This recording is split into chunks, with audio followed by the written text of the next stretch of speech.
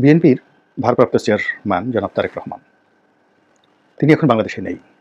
এখন রাজনীতিতে তার যারা প্রতিদ্বন্দ্বী কিংবা তার দলের যারা শুভানুধ্যায়ী তাদের প্রায় সকলেরই আবেগ কেন তিনি আসছেন না, এবং খালেদা জিয়া এবং জনাব তারেক রহমান তাদের মধ্যে একটা রাজনৈতিক দেয়াল তৈরি করার সৃষ্টি করেছে। এখন মাসিলের মধ্যে সেই দেয়ালটা কখনোই হয় না, কিন্তু যেটা হয় সেটা হলো বেগম জিয়াপন্থী এবং তারেক রহমান সাহেবপন্থী এই দুই গ্রুপের মধ্যে একটা দাকুমড়ার সম্পর্ক এরা তৈরি করে ফেলেছে।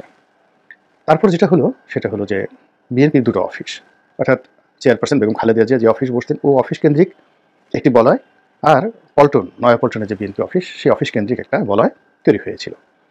তো এই এতগুলো সমস্যা চলছিল, এবং তার মধ্যে যেহেতু একটা জনপ্রিয় দল, প্রচণ্ড জনপ্রিয় দল, সাধারণ যারা খেটে খাওয়া বিএনপির নেতা এবং কর্মী তারা এইসব সমস্যার ওরকম কোনো যাকে বলা হয় ধার ধারতেন না, অথবা এই সকল সমস্যা তাদের নিকট প্রকট হতো না। এই কারণে হতো না যে তারা আওয়ামী লীগের দ্বারা এতটা বেশি নির্যাতিত হতেন এবং সবসময় এতটা দৌড়ের উপর থাকতেন, যার ফলে কি হলো নিজেদের দলের মধ্যে যে এত সমস্যা আছে এই সমস্যাগুলো তারা কখনো চিন্তা করতে পারতেন না বা চিন্তা করতেন না, সে সুযোগও তাদের হতো না। এর বাইরে যেটা হলো সেটা হলো যে জনাব তারেক রহমানকে কেন্দ্র করে দলের ভিতরে দলের বাইরে, বিশেষ করে প্রশাসনে, সিভিল অ্যাডমিনিস্ট্রেশনে, তারপর পুলিশে এবং সর্বোপরি সামরিক বাহিনীতে সেখানে একটা ধ্যান ধারণা তৈরি হয়েছে, এবং এটা ইন্টেলেকচুয়ালি এমনভাবে প্রচার করা হয়েছে এবং এখনও হচ্ছে, যেটি জনাব তারেক রহমান সাহেব কতটা আন্দাজ করতে পেরেছেন আমি বলতে পারবো না, কিন্তু অনেক বিএনপিপন্থী বুদ্ধিজীবী বারবার শুধু সেই দৃশ্য সামনে নিয়ে আসছেন এই সময়টিতে, যখন বলা হচ্ছে যে তাকে 11-এর সময় ভীষণ রকম নির্যাতন করা হয়েছে। তাকে আমি ঠিক ওইভাবে বলতে পারবো না, তারা যেভাবে বলছে সেটা হলো তার মেরুদণ্ডের হাড় ভেঙে দেওয়া হয়েছে, তাকে পিটানো হয়েছে, ফ্যানে টানানো হয়েছে, আরও অনেক কিছু। এবং সেই ছবিগুলো, মানে সেই নির্যাতনের ভিডিও ফুটেজগুলো এবং তাকে হাসপাতালে আনা নেওয়ার যে দৃশ্যগুলো, এগুলো বারবার শো আপ করা হচ্ছে। এর ফলে কি হচ্ছে, বিএনপি কিন্তু কোনো উপকার হচ্ছে না, বরং মানে ক্ষতি হচ্ছে, একাধিক ক্ষতি। সেটা হলো হাওয়া ভবন কেন্দ্রিক ওই সময়টার যে দুর্নাম এবং বদনাম ওটা সামনে চলে আসছে। 2 নম্বর হলো যে নেতা হিসেবে তারেক রহমান সাহেবের যে ক্ষমতা, তার যে দাপট এবং তার যে কমান্ডিং ভয়েস, এটাকে যখন ওই ছবিগুলোর সঙ্গে পাশাপাশি রাখা হয় তখন তিনি সঙ্গত কারণেই দুর্বল হয়ে যান, অসহায় হয়ে যান, এবং লোকজন সেই বিগত বিএনপি জমানা এবং একজন দুর্বল, অসহায়, অত্যাচারিত, মজলুম তারেক রহমান সাহেবকে দেখে, এবং এই ধরনের মানুষকে কোনো মানুষই নেতা হিসেবে প্রথম পছন্দে নেবেন হয় না। নেতা বা রাজা তিনি হবেন সাহসী, তার হাতে চাবুক থাকবে, তার একটা ঘোড়া থাকবে, তারপর তিনি যা বলবেন তাই হবে। কিন্তু নেতা যদি নিজে মার খান, তার সেই কান্না বিজড়িত কণ্ঠ, তার অত্যাচারিত সেই যে মুখচ্ছবি, দুর্বলতা, অক্ষমতা, এই জিনিসগুলো খুব সুকৌশলে বিএনপির যারা বুদ্ধিজীবী আছেন তারা এমনভাবে সামনে নিয়ে আসছেন, ফলে ওগুলো যত সামনে আসছে তারেক রহমান সাহেবের নেতৃত্ব যে বিকাশ সেটা পিছিয়ে চলে যাচ্ছে। এটা গেল এক। 2 নম্বর হলো যে ওই সময় তো এই নির্যাতনগুলো করেছে সামরিক বাহিনীর লোক করুক, এনএসআইয়ের লোক করুক কিংবা পুলিশের লোক করুক, তারা করেছে। এবং পুরো আমাদের আমলাতন্ত্র না একটা যাকে বলা হয় এমন একটা চেইন, রাজনীতিবিদদের মধ্যে ঐক্য নেই, ব্যবসায়ীদের মধ্যে ঐক্য নেই, কিন্তু আমলাদের মধ্যে একটা ঐক্য আছে। আপনি যে কোনো একটা পুলিশের কনস্টেবল বা সেনাবাহিনীর, নৌবাহিনীর, বিমান বাহিনীর একজন একেবারে সিপাহী তিনি আছেন, তাকে অপমান করেন, একটা বাজে কথা বলেন, একেবারে সেনাপ্রধান, নৌবাহিনীর প্রধান, বিমান বাহিনীর প্রধান, ওটা কিয়ামত পর্যন্ত বংশ পরম্পরা, অর্থাৎ একজন যাবেন আরেকজন আসবেন, আরেকজন যাবেন আরেকজন আসবেন, ওটাকে তাদের উপর আঘাত এবং তাদের পোশাকের উপর আঘাত, অস্ত্রের উপর আঘাত হিসেবে তারা সেটা ট্রিট করে, এবং ওভাবেই কিন্তু তারা কাউকে বন্ধু হিসেবে মনে করে এবং কাউকে শত্রু হিসেবে মনে করে। তো কাজেই হাওয়া ভবন কেন্দ্রিক বিএনপির যে সকল দুর্নাম এবং বদনাম ছড়িয়ে পড়েছিল সামরিক বাহিনীর মধ্যে, সেটি হলো ওই ভবনে গিয়ে অনেকে পর্যাপ্ত সম্মান পাননি। সত্য মিথ্যা পরের ব্যাপার, কিন্তু বাস্তবতা হলো যে এই জিনিসটা ব্যাপকভাবে আলোচিত হচ্ছে সিভিল অ্যাডমিনিস্ট্রেশনে, পুলিশ অ্যাডমিনিস্ট্রেশন এবং সামরিক বাহিনীতে। 2 নম্বর হলো যে অনেক অপ্রীতিকর ঘটনা ঘটেছে যেগুলো মুখে মুখে এখন ফিরছে, সেটা ফাইন্যান্সিয়াল সেক্টরে, বিহেভিয়ারের ক্ষেত্রে, ব্যবসা বাণিজ্যের ক্ষেত্রে, আর অনেক ক্ষেত্রে সেগুলো কিন্তু মুখে মুখে এই মুহূর্তে ফিরছে। এবং সবচেয়ে বড় ব্যাপার হলো যে যাদের বিরুদ্ধে অভিযোগ তাদের একটা বিরাট অংশ এখন আবার সেই মাঠে ঘাটে এসে নিজেদেরকে প্রতিষ্ঠিত করে ফেলেছে।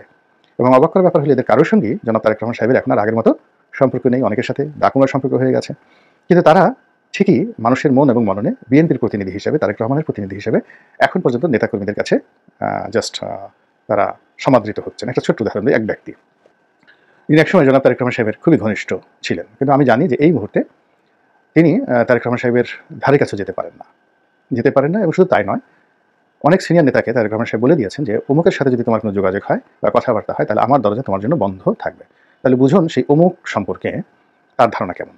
এবার বাস্তবতে আসুন, সেটা হলো সেই অমুকের কাছে সারা বাংলাদেশের বিভিন্ন লোক এখনও আসছে একটা কমিটি করার জন্য, একটা সুপারিশের জন্য, একটা কাজের জন্য, এবং সে ঠিকই খুব চতুর মানুষ, চালাক মানুষ, সেই জিনিসগুলো সে যেভাবে হোক ম্যানেজ করে সে তার যে কাঙ্ক্ষিত তার যে জিনিস ধান্দা করা, টাকা উপার্জন করা, দখলবাজি করা, সেই জিনিসগুলো সে করে যাচ্ছে।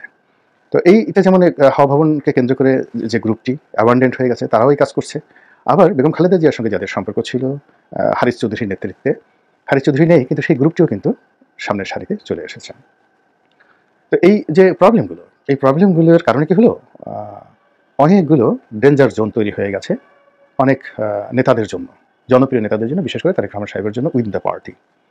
কেবলমাত্র রাষ্ট্র ক্ষমতা একেবারে পারফেক্টলি রাষ্ট্র ক্ষমতা না পাওয়া পর্যন্ত এই যে ডেঞ্জার জোন বা ডেঞ্জার হোল, এগুলো বন্ধ করা সম্ভব নয়। এই জন্য হয়তো আমি ধারণা করছি যে একটা নির্বাচন, এবং নির্বাচন হলে তো এখন যদি নির্বাচন হয় এই মুহূর্তে বিএনপি 300 সিট পেয়ে যাবে। এর কারণ হলো মাঠে ঘাটে পথে সবকিছু তাদের দখলে, এবং এখানে ভোট করার মতো নয়, 2024-এর মতোই একটা অবস্থা হয়ে যাবে। কেন হবে? ধরুন একটা নির্বাচনী এলাকা, একটা সাধারণ ভোট করতে 1 কোটি, 2 কোটি, 5 কোটি, কোনো এলাকাতে 10 কোটি টাকাও লাগবে। এমনও সিট আছে 50 কোটি টাকা খরচ করেও এমপি হয় অনেকে। কিন্তু দেখা গেল যে প্রশাসন ঠিক আছে, লোকজন ভয় পাচ্ছে, এবং সবকিছু আওয়ামী লীগের জমানাতে যেভাবে আওয়ামী লীগের নেতাদের মনে করতো, তার চেয়ে এখন বিএনপি নেতাদের কর্তৃত্ব সব জায়গাতেই তৃণমূলে প্রতিষ্ঠিত হয়ে গেছে। তাহলে সে কেন এই ভোটের প্রতিযোগিতার মধ্যে যাবে? বা দুর্বল প্রতিদ্বন্দ্বী আওয়ামী লীগ যদি না আসে তাহলে কোথাও জামাত থাকবে, কোথাও হেফাজত থাকবে। তাহলে এদের সাথে এরকম খেলাধুলার দরকার নেই। সকাল 9টা-10টার মধ্যে ভোট কমপ্লিট হয়ে গেল, 80% কাউন্ট হয়ে গেল, এবং বাধা দেওয়ার মধ্যে কোনো লোক নেই। এবং তাই যদি হয়, এবং এখনকার মিডিয়া আরও ভয় বেশি পাচ্ছে, যে কোনো সময় আসছে সেলফ সেন্টার, তো 300 আসনে আওয়ামী লীগের পরিবর্তে বিএনপি জয় হয়ে যাবে। এর আগে আওয়ামী লীগ 300 আসন নেয়নি, কিন্তু বিএনপি 300 আসন নিয়ে যাবে। আর যদি ওইভাবে সমঝোতা করা হয় যে ঠিক আছে আমার শরীরদেরকে আমি 50 আসন ছেড়ে দেবো, কিন্তু ওটাও আওয়ামী লীগের বিএনপির যে সকল নেতা রয়েছেন তারা সেটা মান্য করবেন না। তো কাজেই বুঝতে পারেন যে সেই নির্বাচনটা কোন পর্যায়ে যাবে।